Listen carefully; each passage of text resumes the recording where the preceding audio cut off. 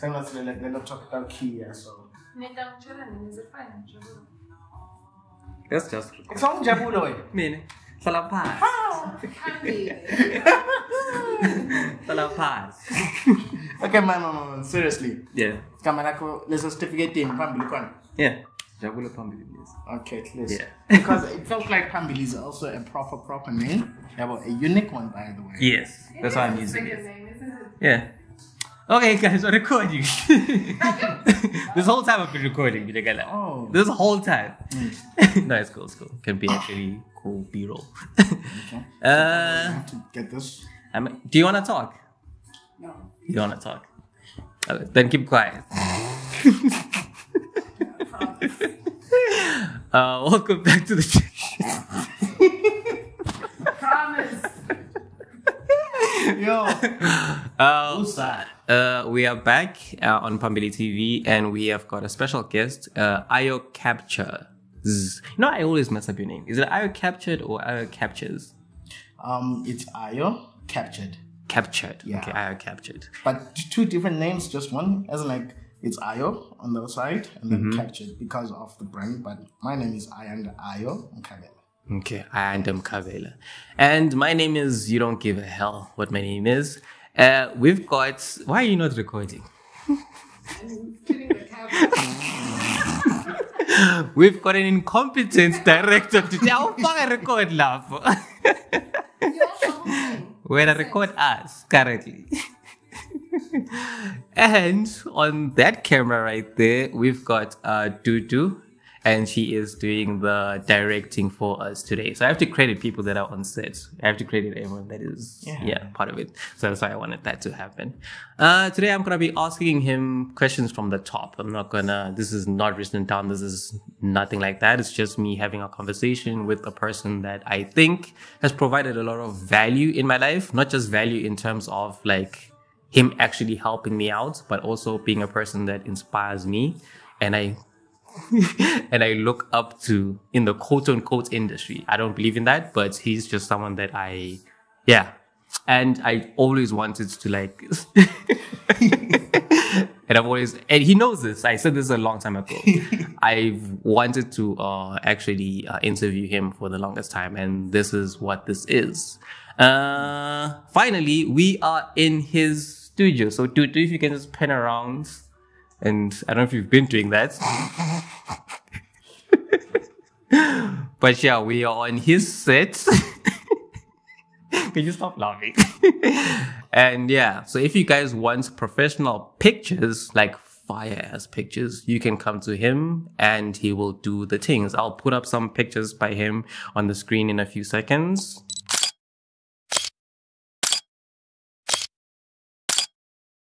Yeah, so those are the pictures. And I think his work speaks for itself. So, what's up, my guy? What's up, bro? That's terrible. What's up? That's what usually does that.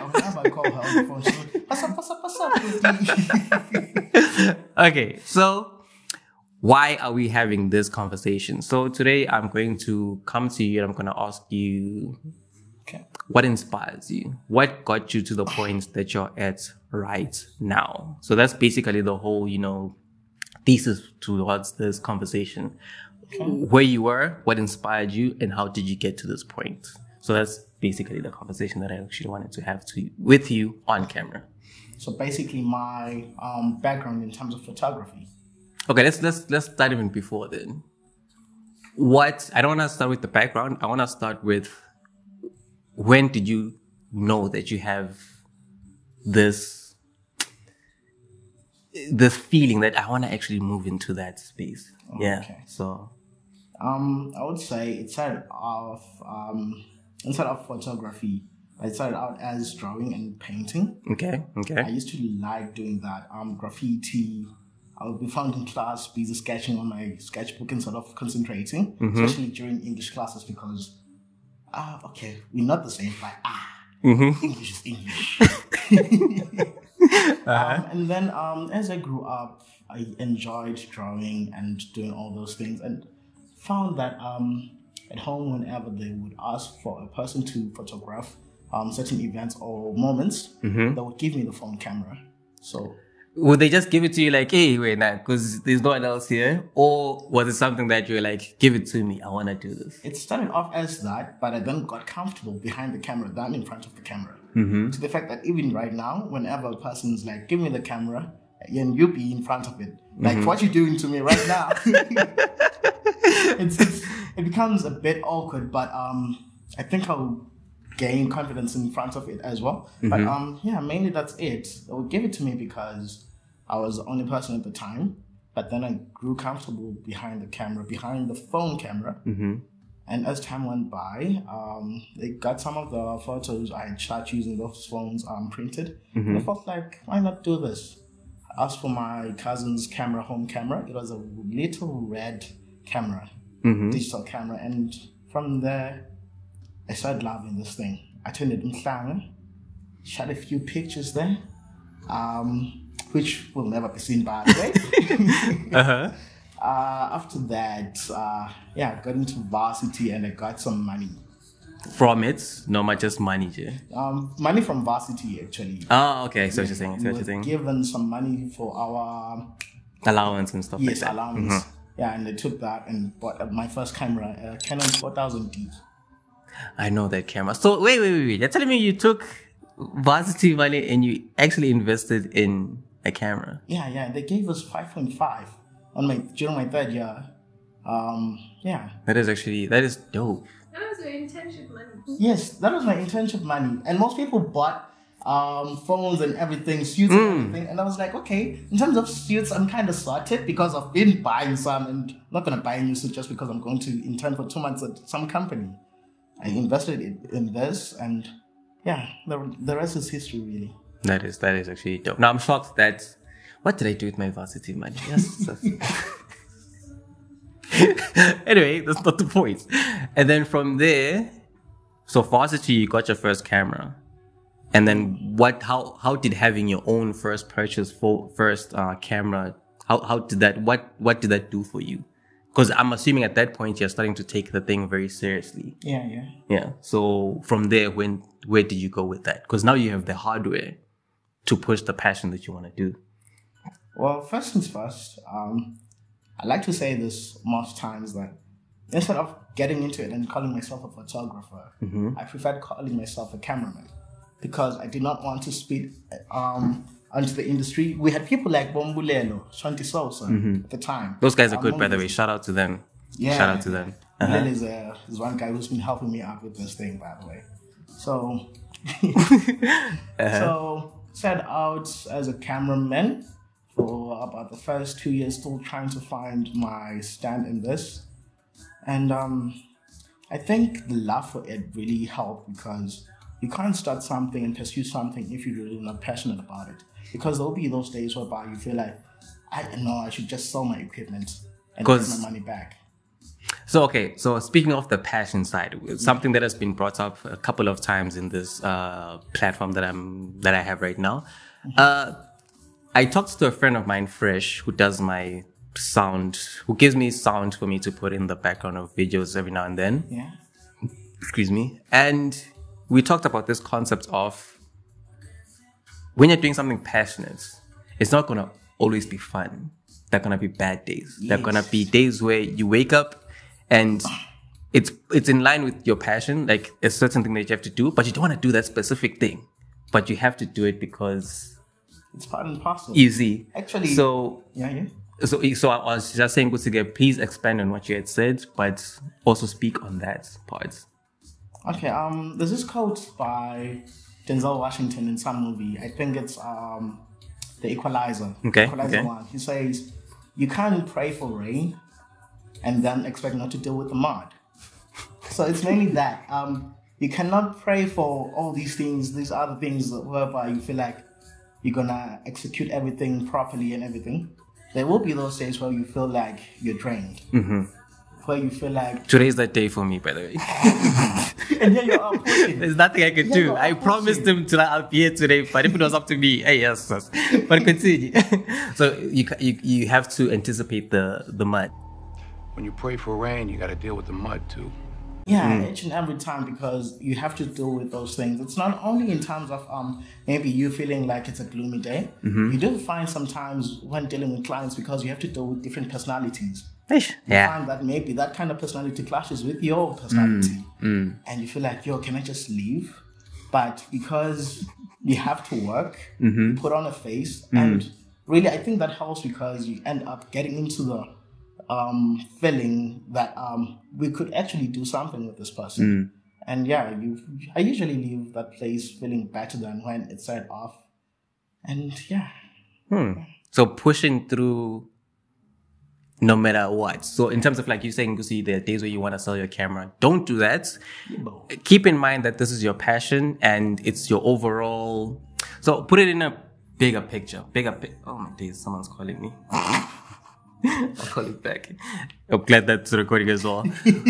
So have a broader picture. The broader picture being the passion, what you're actually invested in doing passion-wise. And then everything else that you'll be doing, some things might be good, some things might be terrible, but you have to power through it. Okay, so from there, you've got your camera. You didn't want to call yourself a photographer, you wanted to call yourself a cameraman. Yeah. At what points do you then get comfortable calling yourself a photographer? Yes. At the point where I felt like I had invested enough in terms of photography. By investing enough, it's not mainly about equipment, it's about the time. So it's about studying the art as well. Because I felt like, okay, I had been doing this for so long, and whenever I got some of my pictures on Instagram maybe, some of the reviews were quite positive, even from some fellow photographers as well. During the years, over the years actually, I've met the likes of Sipo Setu. I don't know anyone, by the way, so just keep shouting them out. Msimo photography, by okay. Yeah. So I guess it's just that investing your time, your efforts, and energy into everything. And yes, the equipment does help if you upgrade it, because you can't say using a 5D Mark II, which is the camera I currently use right now, is the same as using a 4000D, which was a starter pack camera. I'll come back to that question, but continue. I have a question for you, but continue. So yeah, but just to summarize everything, it's just mainly that you have to. You got comfortable calling yourself a photographer after you had put in the time, the efforts in polishing up your skills, not just the equipment. Now, speaking of equipment, I have a theory that technology actually buys you time and convenience, not a better product. Bear with me. Okay. So, because we're in the arts, art is very subjective. You see, it's about you have a concept that you have in your mind and how to reach that concept. Right now, I'm shooting on a G7X Mark III. This is actually a compact camera. It's for vloggers. But the way I'm using it, I'm trying to shoot like more cinematic stuff. So I have to put in a lot of effort into converting a compact camera. So you're abusing it. And making it seem more than it actually is. Yeah. So if I had, I don't know what, Sony A7 III, for instance. That's a far camera. That's my dream camera. So if I had that camera, it would make that process easier. Yeah. But it doesn't necessarily mean that if I gave someone else that camera, they just automatically take out better contents than me. Yeah. You see? So that's what I mean by that. I mean that the Sony will give me convenience in terms of I don't have to maybe color grade as much. I don't have to shine as much light as I need to, like, because it's good in low lights, things like that.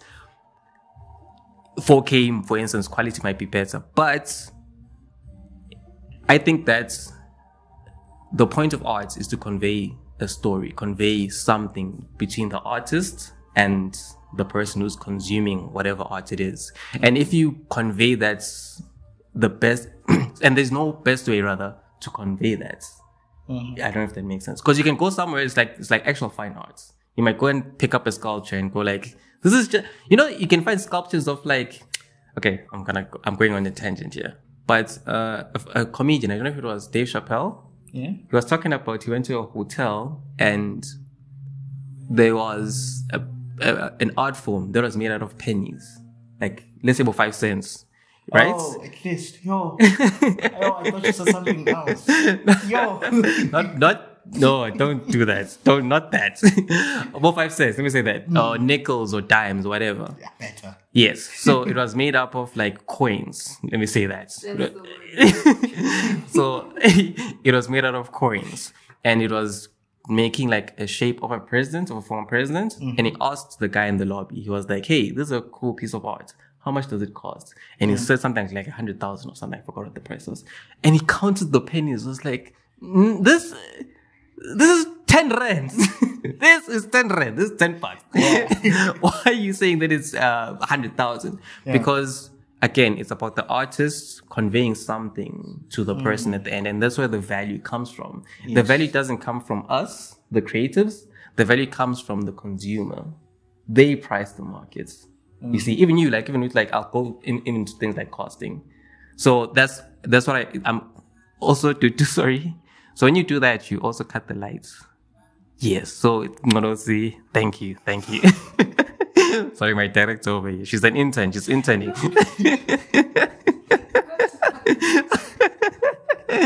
So I'm trying to take that back to equipment.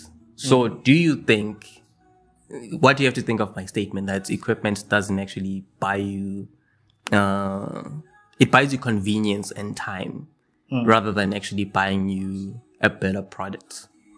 What do you think of that? Well, I would say, regardless of your equipment, execution matters. The way you do things does matter because I could give my 5D Mark II maybe with my 50mm f1.8 to her. Yeah, to her. Not to say anything negative. I'm saying it. But yeah, I could give that to her and then take the 4000D I used to use, which are about full frame camera pictures. Full frame lenses. Thank you. There we go. I know what you're trying to say. The cameras are full frame, and you have to get full. Okay. Yeah. So. Oh wait. Explain that to people. What is a full frame? My God. Yo. No, you don't think you'll understand? There's no way because I feel like, let's just not bother. Okay, let's do this. Let's show them like a visual representation. I'm gonna put this down. Okay. So, this is his camera. Look at the sucker right here. Look how big this thing is. Now I need you to pan to my stuff. Show them my stuff. Boy.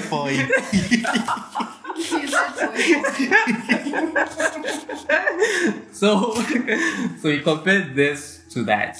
So in layman's terms, what that simply means is that this has a bigger sensor inside. It has a bigger, the way that how the picture is read, the sensor inside is bigger and that is smaller. And even our phones, that is even smaller. So it's better with low light, it's better with sharpness, it's just better because you're using something bigger to capture the image.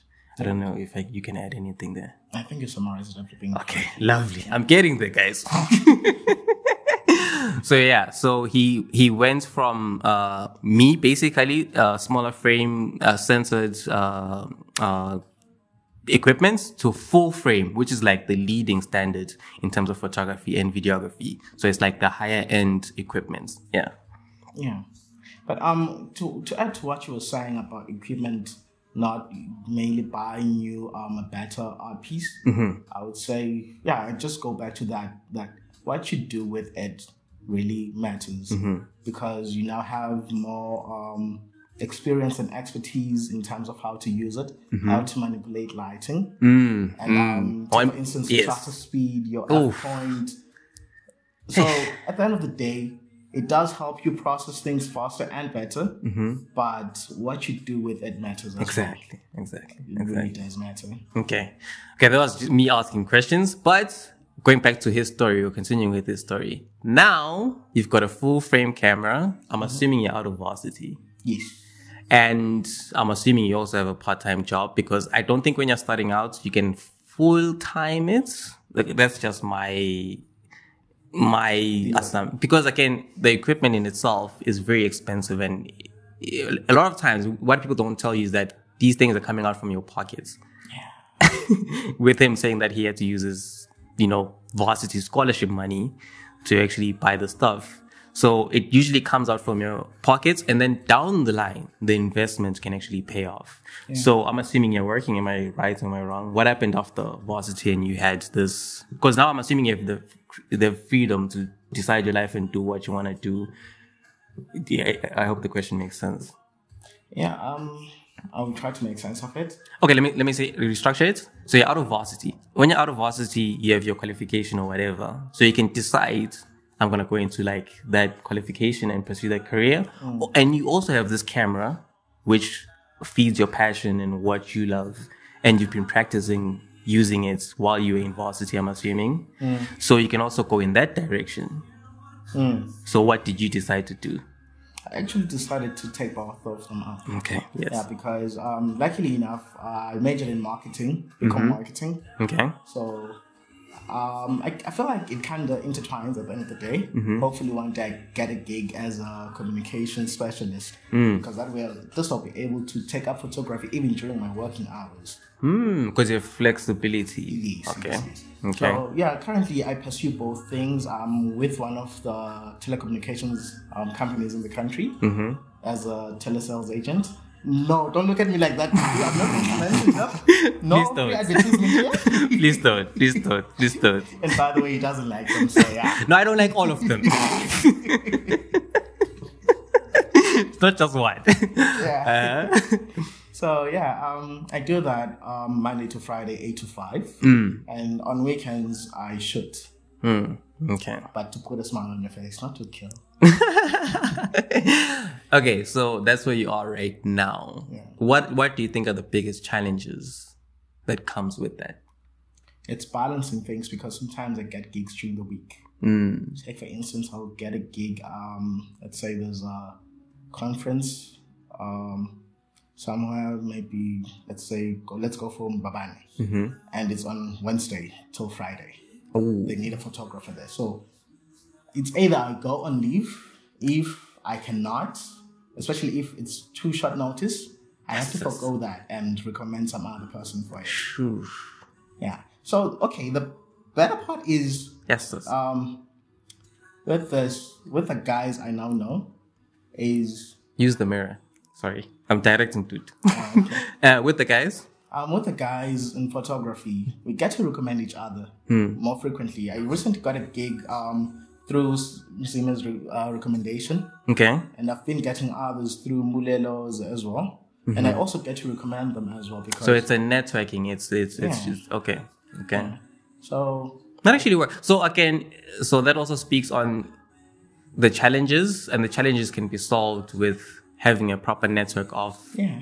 Okay, I see what you're saying. Fellow creatives. Yes. Yeah. But going back to what you were asking, it's mainly those challenges because you find yourself having to forgo certain gigs during the week. And when the weekend comes, you're tired, you're exhausted from the whole week working. So you actually don't have a day off. Yeah, because if you also have a gig on Sunday, that is true. You have no choice but to attend to that gig after church. Oh my days. And it's important that I mention that. Oh, yeah, true. That is true. Some of us are sleeping, guys. We're taking naps.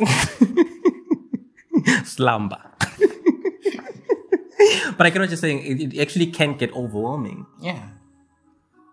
Okay, so another thing I talked to some of my fellow creators about is burnouts. That speaks to burnouts. Yeah, a lot, because I think there was a point in time in 2020, the last gig I took, or at least creative gig I took, was in October. I used to shoot I shot some shots in December, but really it was just to get the money rather than me being passionate about it. And then the next creative thing I did was sometime in July 2021. And during that phase, I was just like, can I just concentrate on my 8 to 5 rather than photography? Because Burnout is real. Yeah. And guys, we should actually, fellow creators need to be very wary of that, because burnout isn't just even like, in terms of like work, even like when you're posting things online. Let's say you are a influencer or like a digital creator. Yeah. I think you should pace yourself. Yeah. You shouldn't try to, I don't know. If you feel like you need time to rest. Yeah.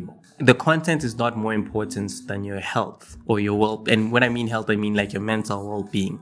So you should actually take those things into consideration, but also do work. I don't mean to say just be lazy every now and then. When you don't want to do something, don't do it. No. Self-care. No, you're weird. I know my words. Yo. Okay. These are the words of the guest alone. But yeah, okay, so those are the challenges that come with balancing both. So what would your ideal position be in terms of like moving forward with photography? Like, would you like to full-time with it? Would you like to part-time with it? What is your ideal outcome? What do you want to get? Are there projects that you want to work on? Stuff like that. Just speak on that, because my dream idea for photography in my life moving forward is this. Okay, for me, I think it would be continuing with it part-time. Okay. Especially looking at our industry in the country. And even the photography economy, I would say, in terms of the prices that are being commanded by clients, because they're not the same as in South Africa. So for instance, my hour right now is $7.50 per hour. Okay. But else in South Africa, people command 1.5 per hour. Yeah. So that's times 2 of what I command. And you find that unfortunately, even at $7.50, most of them still feel like it's a bit stiff, it's a bit high. So you have to play around those things. But again, it's the economy. Like, it's just we're not as economically strong as South Africa. South Africa, yeah. And I guess also it's a matter of adaptation, because photography is still kind of new to the Swazi market. Is it? Kind of new. Okay, this level of photography rather. Yeah, we are used to brand photography, what Shagama Kanya have been doing for years now. But in terms of like individual photography and everything, some people are still getting onto that concept.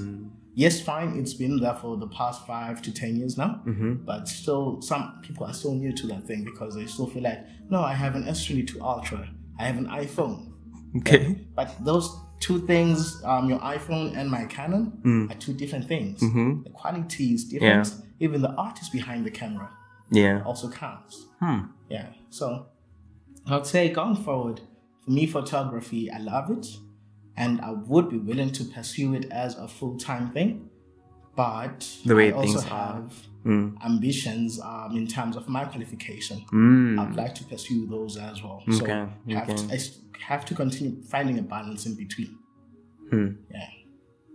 That is interesting. Gun to your head, choose one for the rest of your life. Choose one for the rest of my life. Oh my God. Gun to your head. Okay, man. You're dead. He's dead. He's dead. Okay, terms and conditions. Do they give me the same amount of money? Because that counts.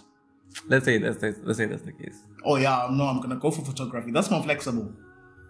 Yo, no. Okay, okay, explain that. What? So you're saying it's more flexible? Yeah. So you choose. You work your own hours, you set your own time with clients, or else, and by the way, you're working for yourself, because I'm an individual and I am in my own entity. I'm not working or employed by anybody. So I think that's better. But else, if that's a different case. I have to be there by 8 in a certain kind of environment. Sometimes, frustrate time when I. So, by the way, one of the reasons why I love marketing and working at the place I work at right now is the fact that I don't have to wear a necktie. I love FOMO, but I know. No, so that freedom in terms of wardrobe as well. Yeah, but beyond that, photography is more flexible. You work your own hours. Fine, it's a 24/7 because it's your own business. Yes, I was about to say that. Yeah. So there are pros and cons to that. It's not just because you work your own hours that now it's just free time. Yeah. No, you also assume responsibility for everything that goes on. And that might be actually even more taxing than you having to clock out at a specific time, which is what he was talking about when you're working 24 hours. Yeah. It's 24/7 basically. So I get that as well. Yeah, but yeah, I think that's mainly it. I would go for photography because of that and the fact that I'm passionate about it. Yeah. The passion drives everything. Passion drives everything. And somebody once said to me, choose a career where you'll never work a single day in your life. I did that with marketing, but I feel like I'll be doing that better with photography. So yeah.